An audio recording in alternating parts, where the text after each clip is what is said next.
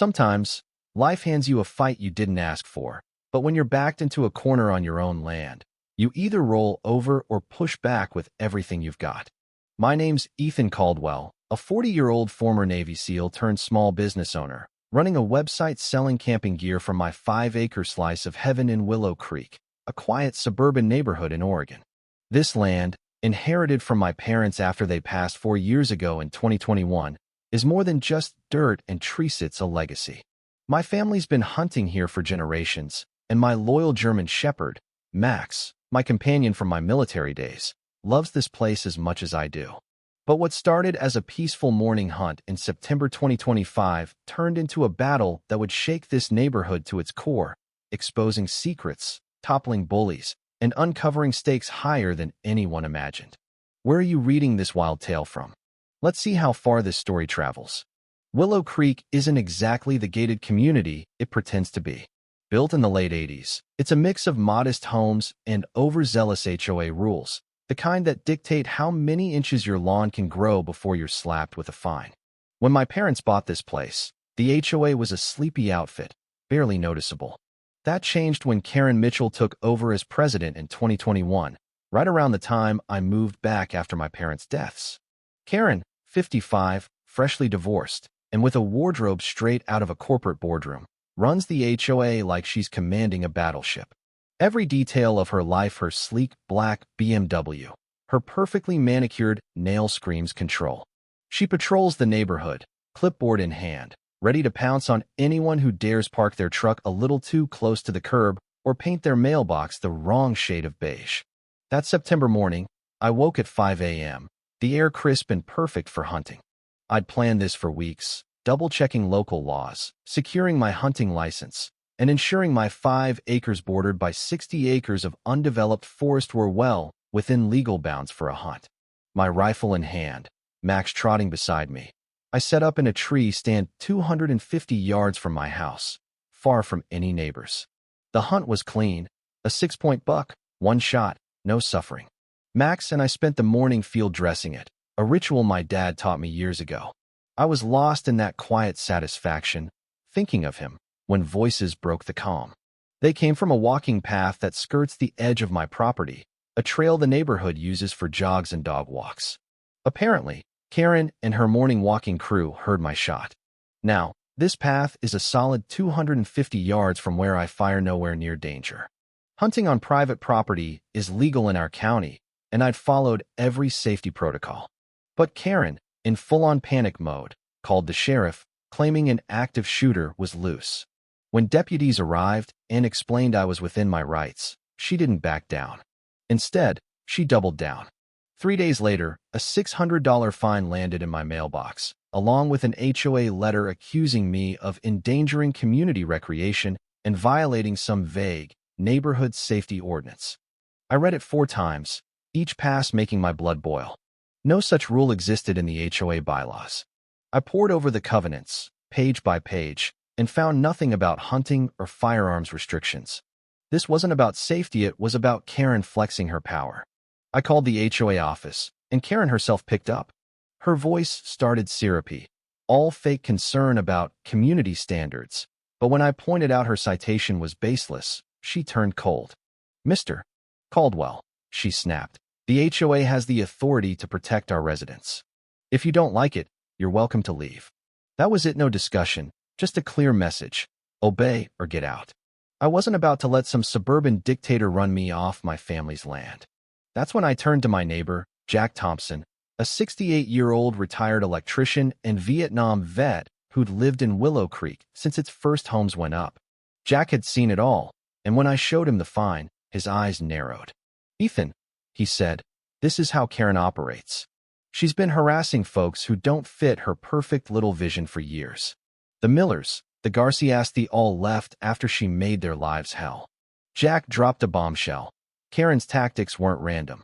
She targeted anyone who didn't conform: single guys like me, families with loud teens, or anyone who dared work on their own car. And then there was David Harper, a slick real estate developer in a tailored suit who'd been sniffing around, taking photos and measurements. Jack, with his electrician's eye for detail, knew Harper wasn't just consulting for the HOA. That's what developers do when they're eyeing land to flip, he said. That night, I dug into county records online, looking for answers about the walking path Karen claimed I'd endangered. What I found made my pulse race. The path was an HOA property. It sat on a 15-acre parcel owned by Green Valley Builders, the company that developed Willow Creek decades ago. When Green Valley went bankrupt in 2020, the land was left in limbo, used by the HOA under an expired agreement.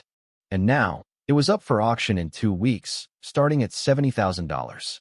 I sat there, staring at my laptop, coffee forgotten. If I could buy that land, I'd own the very path Karen thought she controlled. It was a chance to flip her power trip on its head, but it came with a catch. I'd have to risk every dime of the $80,000 my parents left me. Lose this bet, and I'd lose their legacy. Win, and I'd teach Karen a lesson she'd never forget. But did I have the nerve to roll the dice? The next 2 weeks were a nightmare. Karen escalated her campaign, hitting me with citations for nonsense. My truck was too visible in my driveway. Max barked excessively at a squirrel. My trash cans were out 30 minutes early. She even organized a neighborhood watch to spy on me, with her cronies snapping photos of me working in my garage or walking Max.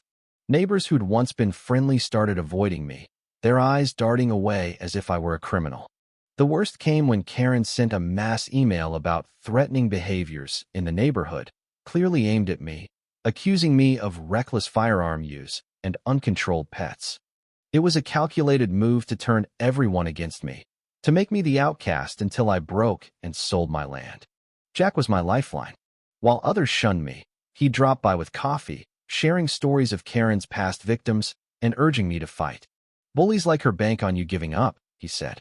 But you're not like the others, Ethan. You've got the guts to take her down. His words fueled my resolve, and I threw myself into research, spending hours at the county clerk's office and library. The more I dug, the clearer it became. That 15-acre parcel, including the path, was the key to everything. It wasn't just a trail, it was the only public access to a massive stretch of forest beyond, a recreational gem for the county. Control that land, and you controlled the neighborhood's appeal. The auction was my shot to turn the tables. The night before the auction, I couldn't sleep. Max lay at my feet, sensing my nerves as I double-checked my paperwork and the cashier's check $4.80,000 my entire inheritance. What if Harper showed up and outbid me? What if some legal snag voided the sale? But as dawn broke, I steeled myself. This wasn't just about might, it was about protecting what my parents loved, what this community deserved.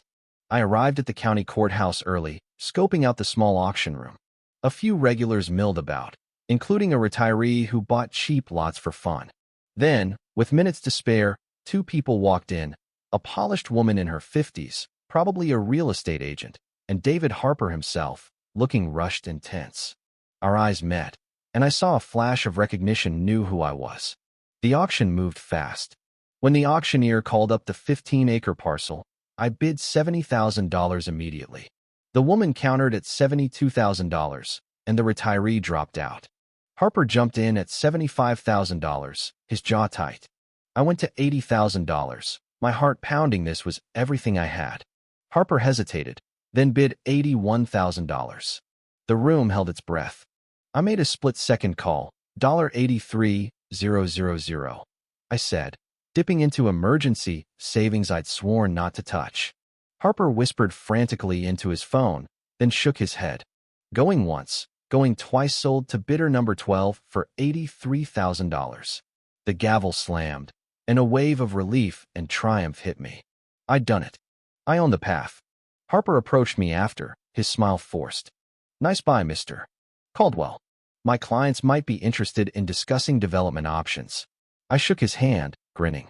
Thanks, David, but I'm more into preserving wildlife than building condos. His face fell, and he left in a hurry, already dialing his phone. By noon, the deed was mine, and I drove home buzzing with anticipation. I called Jack, and when I told him, he roared with laughter. You brilliant son of a gun. You bought their precious trail. But he warned me. Karen would come out swinging, and I needed a plan. The next morning, I watched from my porch as a fencing crew installed an 8-foot steel gate across the trail's entrance, complete with signs reading, private property, trail closed. Trespassers prosecuted. It was 7 a.m., prime time for joggers and dog walkers, and I wanted everyone to see. Neighbors gathered, stunned, as the gate went up.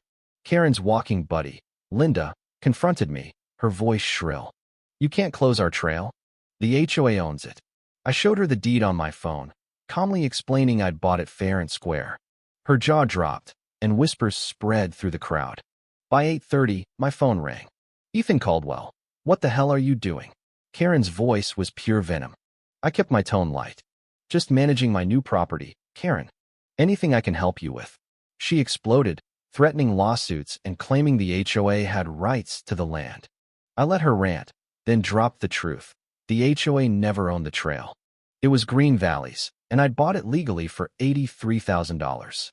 The silence was golden, followed by a tirade that ended when I hung up. That evening, the HOA held an emergency meeting, and I walked in late, carrying a folder of evidence. The room was chaos, 70 neighbors shouting questions at Karen, who looked like she'd been through a war. "How did we lose our trail?" one yelled. "What are our dues even for?" another demanded. I stepped forward, silencing the crowd. "I've been harassed for months," I began, holding up the fake citations. "Fined for hunting legally on my land, spied on, ostracized, all because I didn't fit Karen's vision." When I looked into her claims about the trail, I found out the HOA never owned it. So I bought it. The room erupted, but I pressed on, explaining the auction and my ownership. Turning to Karen, I said, "You tried to control my land. Now you know what it's like to lose what you thought was yours." As I left, my phone buzzed a text from an unknown number. "Meet me tomorrow." Alone. It was Mark, a former Green Valley employee who'd seen my name in the auction records. Over coffee, he handed me a USB drive with emails and documents proving Karen and Harper were in cahoots. Harper targeted properties for development, and Karen got paid to harass owners into selling, pocketing consulting fees through a shell company. It was a calculated scheme to drive out families like mine for profit. Armed with this, I knew I could bury them. Karen lawyered up, claiming the auction was invalid, but my attorney, a tough ex-JAG officer, shut her down. The documents from Mark were damning, showing her financial ties to Harper. Meanwhile, Harper pulled strings, triggering sudden inspections of my property and insurance complaints. But Jack, now interim HOA president, rallied neighbors to audit the HOA's books. They found thousands in shady payments and buried complaints from other harassed families. The community's anger turned on Karen and Harper. A local reporter broke the story, headlined, "Veteran Exposes HOA Corruption," detailing the scheme and quoting Mark. Harper vanished, his business folding under scrutiny. Karen resigned, moved to Arizona, and now faces potential charges for misusing HOA funds. The state launched an investigation into HOA practices, using Willow Creek as a case study. Then came the twist. My 15-acre parcel, it turned out, included a protected wetland and a critical bird migration corridor. When I applied for development permits to test the land's limits, I learned it was untouchable for anything but low-impact use. Harper's whole plan was doomed from the start. Missed the environmental restrictions. Instead of keeping the trail closed, I leased it back to the HOA for $1 a year, with strict rules to maintain it as a nature preserve and protect residents from harassment. The vote was unanimous, and property values soared with the preserve's designation. But here's the secret I've kept, even from Jack. Deep in those county records, I found a 1970s geological survey showing a massive quartz deposit under my land, worth millions if mined. Harper didn't know, but if he had, his scheme could have wrecked the entire area with mining operations. By securing the land as a preserve, I stopped a potential disaster. I've stayed quiet about the quartz. Publicizing it could draw mining companies, even with the protections in place. For now, the community thrives, unaware of the fortune beneath their feet. Sitting on my porch, watching Max chase squirrels, I'm at peace. Willow Creek is a real community now, with transparent HOA meetings, fair rules, and a trail bustling with families and birdwatchers. I still hunt, teach kids firearms safety, and run my business, which boomed after the media coverage. Karen's gone, Harper's a ghost, and the neighborhood's stronger than ever. Sometimes, standing up to bullies saves more than just your own skin. It saves a whole community from threats they never saw coming. So what do you think? Should I have told everyone about the court's deposit, risking corporate interest, or was I right to keep it secret to protect the preserve? Would you have risked your entire inheritance to fight back like I did, or played it safe and moved on? And if you were me, would you have closed the trail for good to stick it to Karen, or opened it up like I did? Drop your thoughts below. I am dying to hear how you'd handle this mess. Where are you reading from? Let's see how far this story's reached.